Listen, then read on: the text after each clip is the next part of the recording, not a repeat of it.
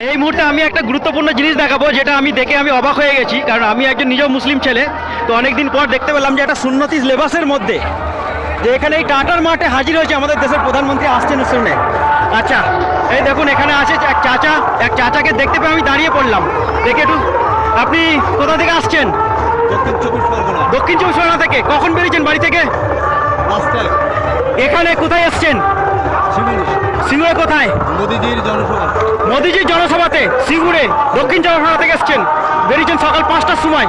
দেখতেই পাচ্ছেন যে আজকে মুসলিম ভাইয়েরা, সংখ্যালঘু ভাইয়েরা কিভাবে পরিবর্তন চাইছে। দেখুন আজকে দেখতেই পাচ্ছেন যে আমাদের সিঙ্গুর থেকে উত্তর চব্বিশ পরগনা কমসে কম 3-4 ঘন্টা রাস্তা, সেই জায়গা থেকে চলে এসছে প্রধানমন্ত্রীর সভাতে।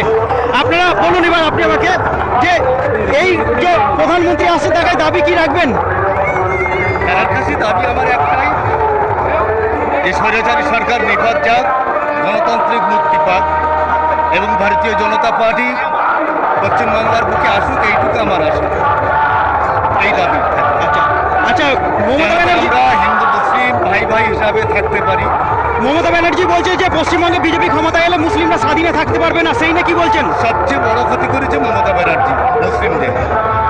ওয়াকফ বিলে সই করবে না, আগে সই করেছে। আমাদের যা কিছু ক্ষতি করেছেন মুসলিমদের ইফতারি পাড়িতে গিয়ে। আমাদের ইসলাম ধর্মে এমন একটি হাদিস আছেন, যে ব্যক্তি একবার কলেমা পড়ল ওই ব্যক্তি মুসলিম। উনি ইফতারি পাড়িতে গিয়ে কলেমা পড়ছেন, আবার পূজা করছেন। উনি নাস্তিক কি মুসলিম আমি নিজেও জানি না, কোন ঘরের মেয়ে। বেজায় আমার ভালো লাগে না এদেশে মোদিজির মতো সরকার প্রয়োজন। মমতা ব্যানার্জি কি বলতে পারবেন যে মোদিজি একবারও বলেছেন যে মুসলিম আমাদের বঞ্চিত? কোথাও বলেছেন মোদিজির মুখ থেকে, কোথাও শুনেছেন? আবার কোনো স্টেটে, যে আদার স্টেটে বিজেপি ক্ষমতায় আছে, কোথায় মুসলিমদের দেখতে পাচ্ছেন যে এখন আমি একটা সাক্ষাৎ নিলাম যে চাচার কাছ থেকে, বক্তব্য শুনলেন যে শুধুমাত্র মুসলিম ভারতবর্ষের পশ্চিমবঙ্গেই নেই, পশ্চিমবঙ্গের বাইরে প্রত্যেকটা রাজ্যের মধ্যে আমাদের মুসলিমরা বসবাস করে। কোনো জায়গায় কোনো মুসলিমরা টর্চার নয়, অত্যাচারিত নয়। বিজেপি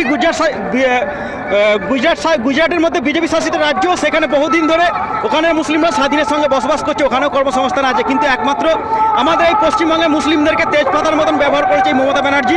ভোটের সময় আসে এনআরসি সিএর ভয় দেখিয়ে মুসলিমদের ভোটটাকে লুটেপুটে নিয়ে সেই পশ্চিমবঙ্গে 5 বছর ধরে চুরি চামারি, ডাকাতি, গুন্ডাগিরি, রাহাজানি, এই সমস্ত জিনিসগুলো করতে থাকে। কিছু বলার আছে আপনার এই জায়গাতে?